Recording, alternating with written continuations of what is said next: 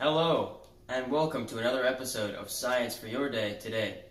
I'm your host, Dr. Oppenheimer, and today we'll be continuing our segment covering the UN's goals for sustainable development. Last week we discussed decent work and economic growth with a panel of experts, and today we'll be doing the same with goal number 9, industry innovation and infrastructure. Fine. So our first expert we're going to have on the show today is Professor Coolidge from the University of West Virginia, here to talk about agricultural innovation in developing nations. Welcome to the show, Professor. Fine. Thanks for having me, Doctor. My main focus today is going to be on irrigation. Irrigated land produces double the amount of crops as rain-fed land.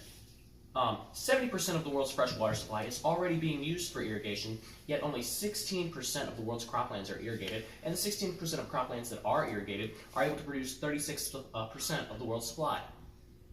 Now, there's a problem here because we want to be able to irrigate more crops while using the same amount of water, because the same amount of water that is already available is being used for the normal human supply.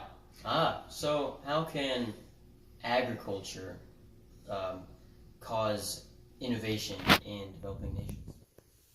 To achieve this goal, irrigation infrastructure must be extended and implemented into more crop areas, a larger source of fresh water must be obtained or created, and more efficient and sustainable models of irrigation could be developed in order to increase the amount of crops that are made through the irrigation supply in third world countries. You heard it here first, folks. Thanks a lot. Our next guest is an expert on renewable energy in developing nations. He's Chad Chadwickson from the University of UC Berkeley. How's life treating you at UC Berkeley, Professor? Oh, it's great there. Good Weather's to hear. warm. Good to hear. Anyway, I'm here today to talk about energy in developing nations.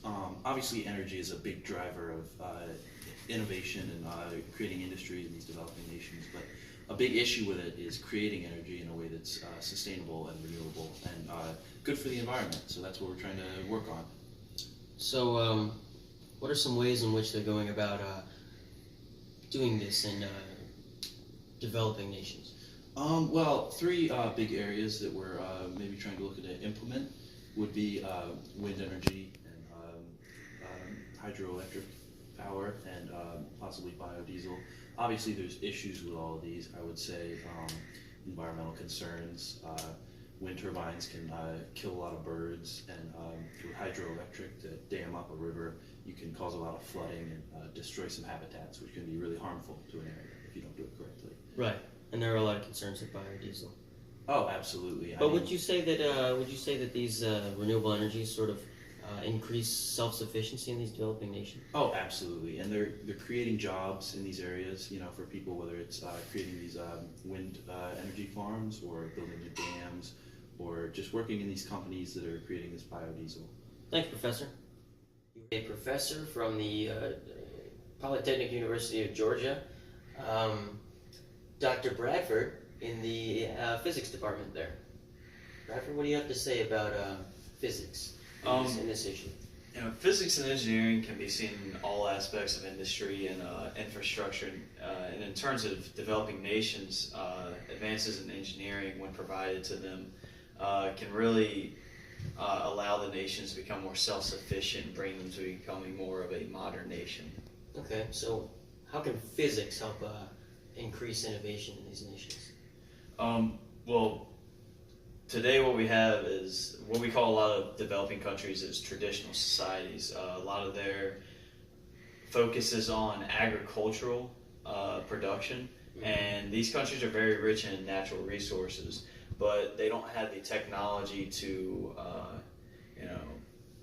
they don't have the technology to turn these natural resources into goods and services for people. And with physics and engineering, they can increase their industry and help to refine these natural resources and create more domestic production for their own countries and make them become more modern and industrialized. Makes sense to me. Thanks, Doctor. And that's